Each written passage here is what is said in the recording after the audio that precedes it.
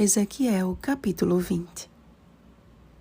Também lhes dei os meus sábados, para servirem de sinal entre mim e eles, para que soubessem que eu sou o Senhor, que os santifica.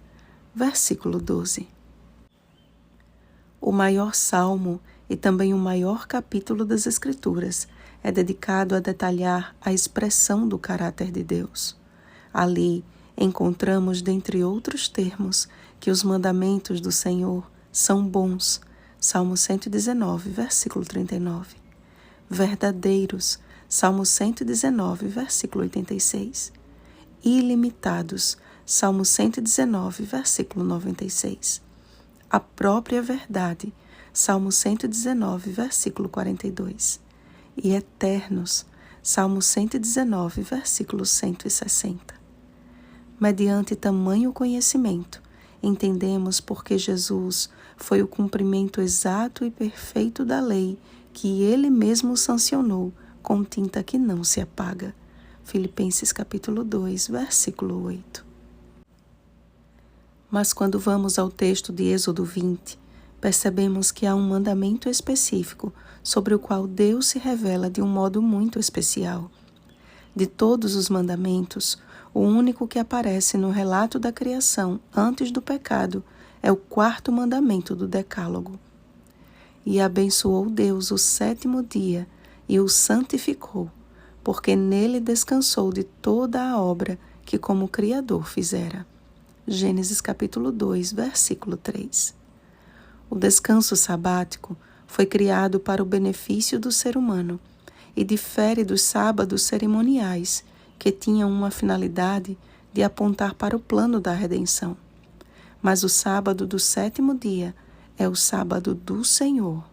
Êxodo capítulo 20, versículo 10. Ao contrário do que se pensa, o 4º mandamento não se trata de uma desculpa para o ócio, mas de um incentivo ao labor.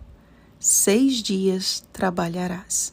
Êxodo capítulo 20, versículo 9.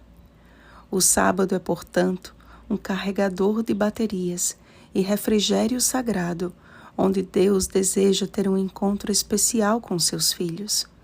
Em um mundo secularizado e domesticado pelo sistema capitalista, parar enquanto todos correm requer fé e amor, principalmente quando se trata de parar no dia que Deus instituiu e não o homem.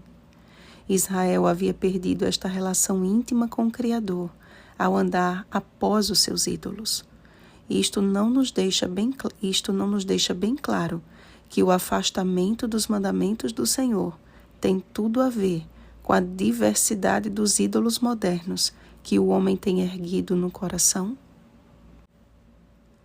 A primeira mensagem angélica possui 3 características que devem ser seriamente consideradas. É um evangelho eterno, mundial e que deve ser pregado em grande voz. Agora perceba a segunda parte da mensagem. Adorai aquele que fez o céu e a terra e o mar e as fontes das águas. Apocalipse capítulo 14, versículos 6 ao 7. É um chamado à adoração ao Criador. E qual é o único mandamento que aponta o Senhor como Criador? Porque em 6 dias fez o Senhor os céus e a terra, o mar e tudo o que neles há, e ao 7º dia descansou. Êxodo capítulo 20, versículo 11. A profanação do sábado não é apenas uma quebra de mandamento, mas é a criatura declarando que não precisa do Criador. É o barro dando as costas ao oleiro, o filho ignorando o pai. Israel havia quebrado a aliança do Senhor, mas ele não permitiria que o seu nome fosse profanado diante das nações. O sábado, além de um sinal de identificação, é uma revelação do Deus Eu Sou. Perante as demais nações, as bênçãos sabáticas deveriam ser uma evidência inquestionável de que Israel era governada pelo cetro divino. No entanto, o povo que foi chamado para ser luz dizia em seu coração: seremos como as nações, como as outras gerações da terra. de modo que Ezequiel era considerado apenas um contador de parábolas. Biblicamente, podemos afirmar que o Senhor não está com a maioria, mas com aqueles que o amam como Ele deseja ser amado, aqueles que fazem a sua vontade. Mateus capítulo 7, versículo 21.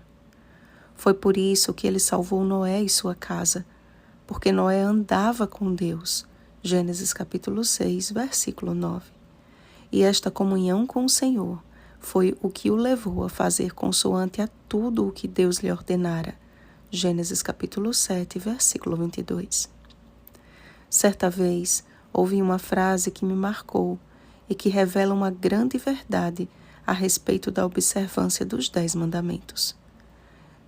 Diz o seguinte: se fossem 10 sugestões, poderíamos nos sentir livres para honrar a Deus quando quiséssemos. Frase do filme Como Tudo Começou.